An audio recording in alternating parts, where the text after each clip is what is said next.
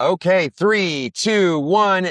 Thinkerers. I've been here, it seems like an epic amount of time talking with real people on the ground at ISTE 2026, trying to get the real lens from education technology representatives, school representatives, school leadership. And that's my pivot into introducing an amazing guest. Her name is Michelle Geyer. Michelle is the principal of MSD of Warren Township, or a principal at one of their schools, I would imagine. We're going to keep that one silent, but a very interesting take because she's the principal of an online school. Yes. So very, very relevant subject. You guys heard a lot about that during COVID, obviously, but now it's continued on. You see a lot more of this across school districts in the country. Michelle, thank you so much for joining. Thanks for having me. Yeah, so I'd love to talk a little bit about your experience with virtual school, how we make that land in a way that's meaningful for learners.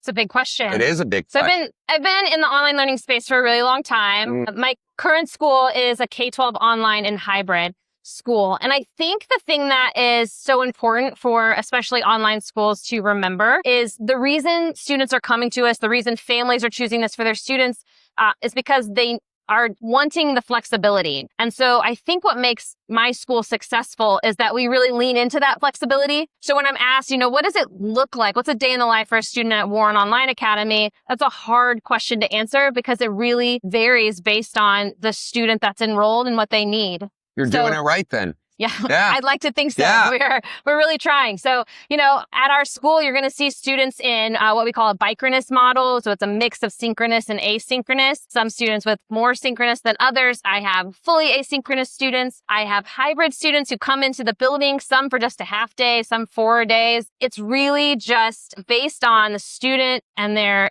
individual learning needs. Wow.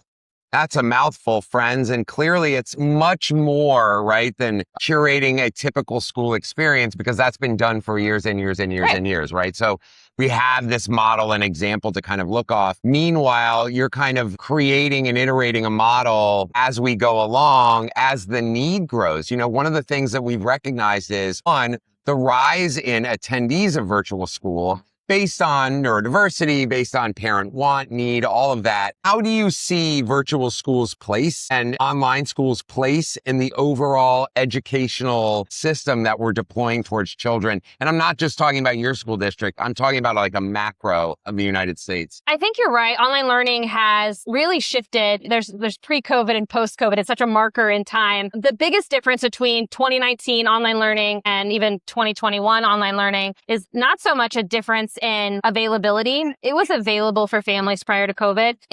Did you even know that, friends? Exactly. I didn't. Yeah. The difference is everyone knew this is now an option for my family, for my students. That's right. Post-COVID. And so I think it's not just online learning. I think schools just in general are creating multiple pathways to success for kids. Success doesn't look the same. Post-secondary goals don't look the same for every student. And so I don't think that is unique to online learning, but we're definitely a part of that ecosystem. And then I think for a district, it's really smart. It's really smart to have that additional option for families. And the reality is they're going to find that option, whether it's with you or outside. And so I'm not someone that thinks this is, the complete future of education. We're all going to be online. But I do think this is a really strong part of a comprehensive school district, school system, as far as making sure they have the options that their kids need. And like personalized learning, we're really talking and listening and thinking about all learners. And sometimes in a online school environment, a virtual school environment,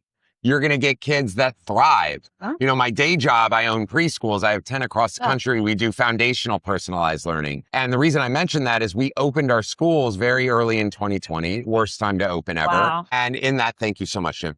And in that, we found that, we had to kind of figure out what kids could come to the school because kids weren't sending our parents weren't sending preschoolers. So we created this program called the GAP program. And the GAP program was bridging the gap between home and school during COVID. Right?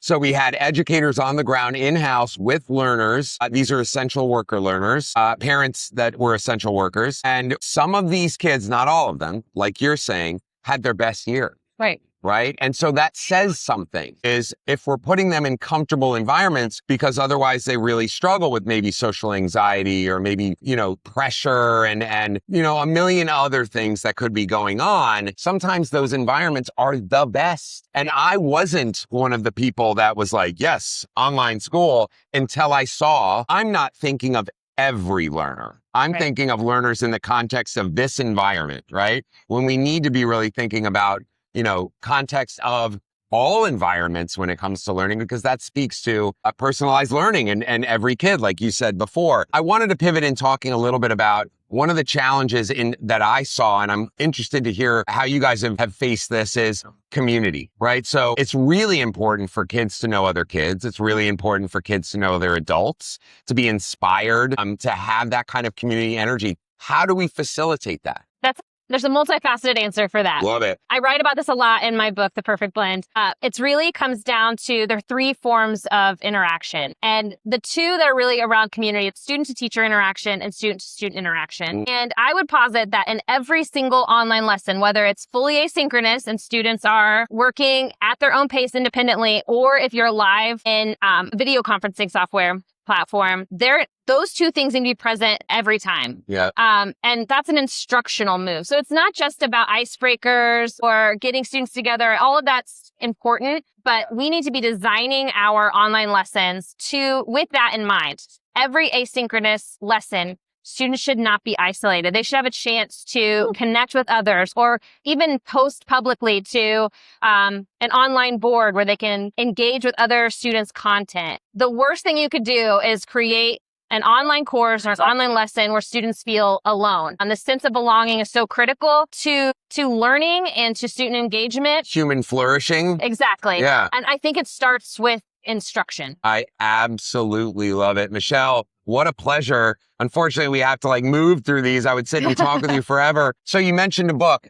Tell our listeners and viewers the book, where they can find it. Well, thank you. So I have two books. I have The Perfect Blend, and then just recently launched An Even More Perfect Blend. So the first was about blended learning. The second is about online learning and finding that perfect blend of asynchronous and synchronous. So if you're an online educator, this is a book that will go through all of those instructional moves that I talked about. You can find it anywhere you can buy books. Awesome. And this is a resource that you need to get a hold of, my friends. It's a conversation I have all the time when it comes to what does really meaningful virtual learning look like. Sounds like someone wrote the book on it. So please go check out her stuff. Thank you so much for joining us today from Think Green Voices in ISTE 2026. We'll see you on the next one.